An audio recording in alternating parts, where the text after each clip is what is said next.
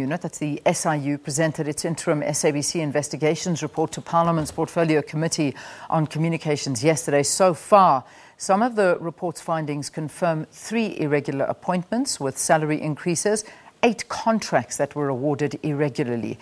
The SIU found no evidence to support allegations of irregularities regarding the appointments of other officials. Court evidence has been gathered with draft charges on 38 matters, including civil litigation, 6 criminal referrals, and 23 disciplinary referrals. So let's pick up our conversation now with Advocate Andy Mothibi. He's the head of SIU, and he joins us from our parliamentary studios in Cape Town. Again, thank you so very, very much for staying with us just to finish up this interview, Advocate. Thank you very much, Leanne. One of the other issues is quite a big one as well. The SIU is considering declaring the former SABC board members delinquent directors. It's a big thing, and also having them placed under an order of probation for failing to act in the best interests of the SABC. Talk to us a little bit more about this and what it actually means and the consequences they could face. Right. Leanne, part of what we investigated in the process were irregularities relating to the procurement space. And there's a contract that we investigated.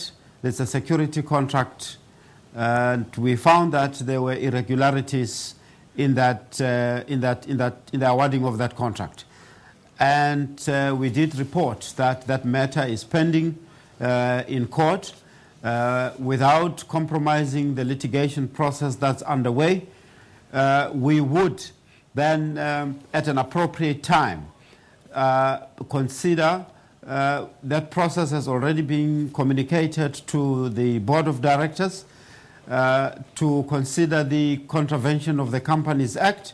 And it is important to note that at this stage, it's still under consideration. We haven't made a decision. And when a consideration is made, anyone involved will be given the opportunity to make further representation so that we are able to make a final decision.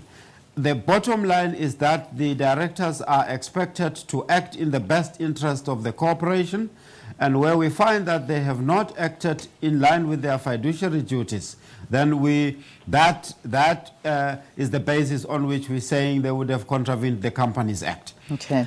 It is also important to note that recently, on the 9th of November, I would say, there's a case where we have found that the contract was awarded irregularly. We went to court, and the court set that contract aside. The value of that contract is 52 million.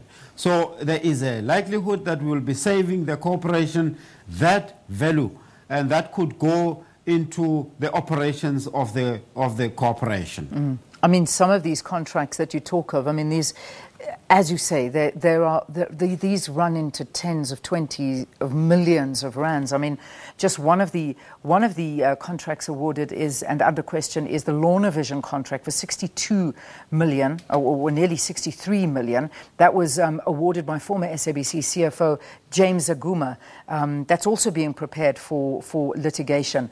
The other 3 cases, which the SIU indicated, they're confidential. So I understand they're sensitive. You can't talk about them. But they were for 52 million, 4.5 million, and 144.5 million. What are the chances that this money will be recuperated? That you say you've managed to secure that, but I mean, you know the financial status of the SABC right now, and the hundreds of millions we're talking about. Are we ever going to see that money back here? Leanne, our intention is to recover that money back to the corporation. And that is why, as part of our new strategy, is really to ensure that we turn around the processes as quickly as possible. There is instances where we have observed that monies escape the corporation in an irregular manner, and we would like to make sure that we get those matters to court as quickly as possible so that the court can hear the matters and return the verdicts or the orders that we are looking for.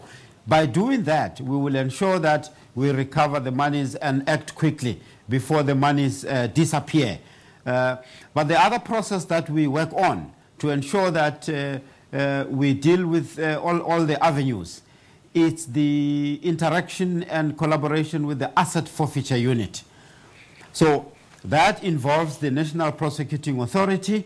In instances where the decision is made, we'll be able to freeze the assets and appropriately get them forfeited in line with the provisions of the applicable legislation. So our intention is, yes, to recover the monies that has been lost to the corporation. How much are we talking about? How much do you hope we can recover as a corporation?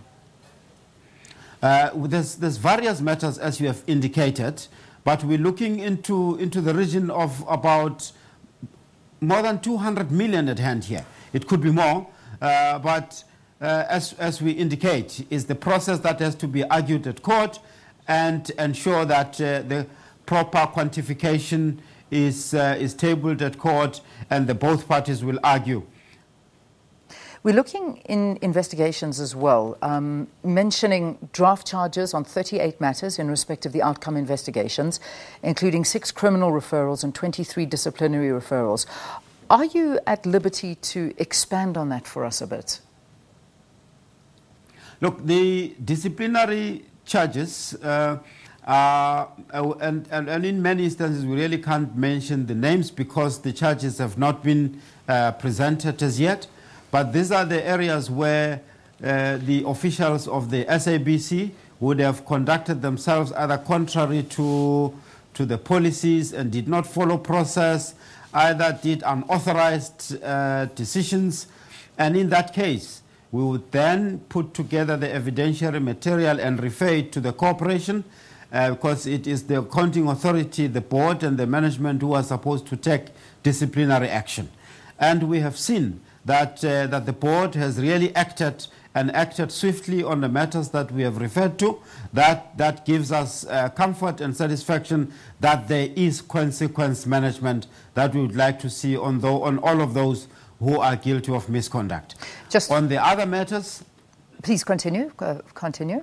On the other matters, referring to criminal charges, at this stage, until the accused persons are charged, we're not at liberty to talk about that. Hence, lest we create a legal risk for both the corporation, SIU, and the parties involved. Okay. My final question to you.